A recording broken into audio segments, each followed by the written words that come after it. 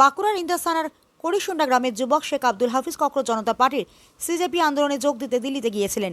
সেখান থেকে ফিরে এসে গ্রামের বিদ্যালয়ের বেহাল দশা ছবি তুলে প্রতিবাদে সরব হন। তাদের অভিযোগ, এই ঘটনার পর 13ই আগস্ট রাতে স্থানীয় কয়েকজন যুবক তাদের বাড়ি ঢুকে হামলা চালায়। হাফিজের বাবা শেখ মাহফিজকে বেধড়ক মারধর করে। গুরুতর আহত অবস্থায় বর্ধমান মেডিকেল কলেজ ও হাসপাতালে ভর্তি করা হয়। সেখানে দুদিন চিকিৎসাধীন থাকার পর 15ই আগস্ট রাতে মারা যান।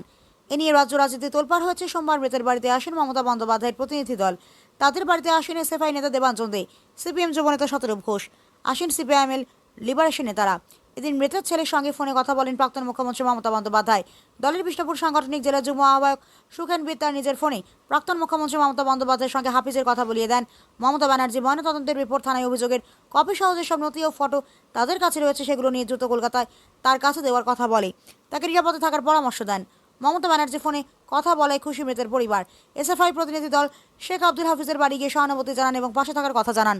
সংগঠনের রাজ্য সম্পাদক দেবাঞ্জন দে অভিযোগে সুরে বলেন, এক যুবক স্কুল সংস্কারের দাবিতে কাজ করছিলেন বলে তার পরিবারের ওপর বিজেপির গুন্ডারা আক্রমণ করেছে।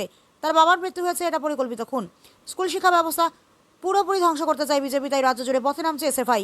সিপিআইএমএল দলের জেলা সম্পাদক বাবলু ব্যানার্জি বলেন যে বিদ্যালয়ের ছবিতে তুলতে গিয়ে শেখ আব্দুল হাফিজের বাবাকে খুন হতে হলে তাতে এটা পরিষ্কার যে ওই স্কুলে দুর্নীতি আছে। আমরা চাই অভিযুক্ত প্রত্যেককে গ্রেপ্তার করে উপযুক্ত শাস্তি দেওয়া হোক। পাশাপাশি পরিবারকে ক্ষতিপূরণ দেওয়ার দাবি জানান তারা। জেলা পুলিশ সূত্র জানা গিয়েছে, মৃত শেখ মাহফিজের স্ত্রী হামিদা বেগমের অভিযোগের ভিত্তিতে 8 জনকে আটক করা হয়েছে।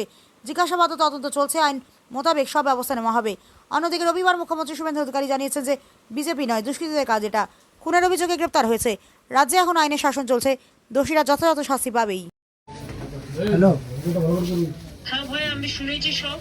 খুবই দুঃখজনক ঘটনা। এরা তো সবাইকেই মেরে দিচ্ছে, যা ইচ্ছে তাই করছে। জঘন্যতম একটা রাজত্ব চলছে। আমি তোমাকে এটুকু বলতে চাই, তোমাদের পরিবারের পাশে আমরা ছিলাম, আছি, থাকবো। এবার বাবা তো চলে গেল, এবার যে জন্য চলে গেল সেই জিনিসগুলো যদি ঠিক হয় তাহলে আবার কি আছে। আবার হ্যাঁ, ভিডিও হয়েছে। হ্যাঁ, ভিডিও করেছি। আমার ফোনটা অ্যাকচুয়ালি জানেন তো দিদি, আমার ফোনটা না ওরা নিয়ে নিয়েছিল। ফোনটা নিয়ে আমার ফোনটা এখনো পাচ্ছি না। ফোনের মধ্যে অনেক ভিডিও এবং অনেক অডিও তুমি এক কাজ করো, ফোনটা যে নিয়ে নিয়েছে হ্যাঁ আর তোমরা যে কমপ্লেন করেছো হ্যাঁ সেই দুটো কপি যারা গেছে তাদের হাতে দিয়ে দাও, বলো আমাকে পৌঁছাতে।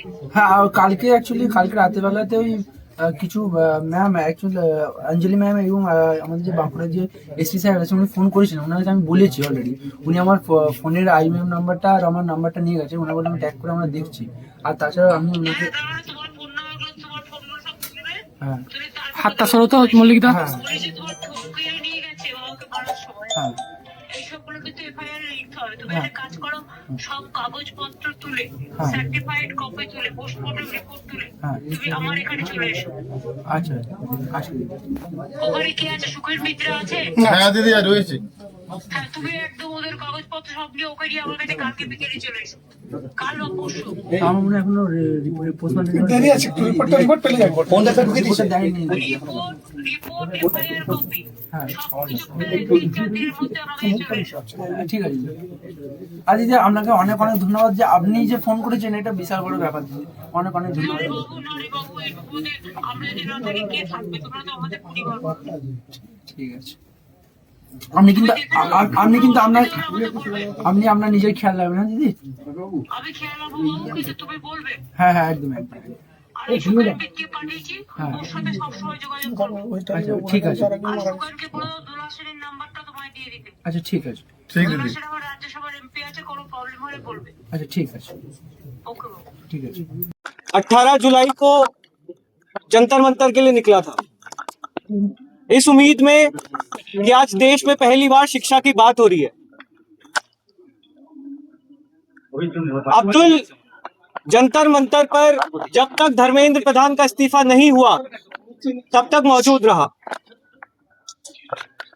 लेकिन वापस आने के बाद यहां का जो भाजपा का एमएलए है निर्मल धारा, उसने और उसके गुंडों ने अब्दुल को धमकाना शुरू किया। अब्दुल को इन लोगों ने आतंकवादी बोला, पाकिस्तानी बोला। जब हमारी स्कूल ठीक करो कैंपेन की शुरुआत हुई तो अब्दुल ने कहा कि वो शिक्षा सुधार के हमारे इस मुहिम में साथ रहेगा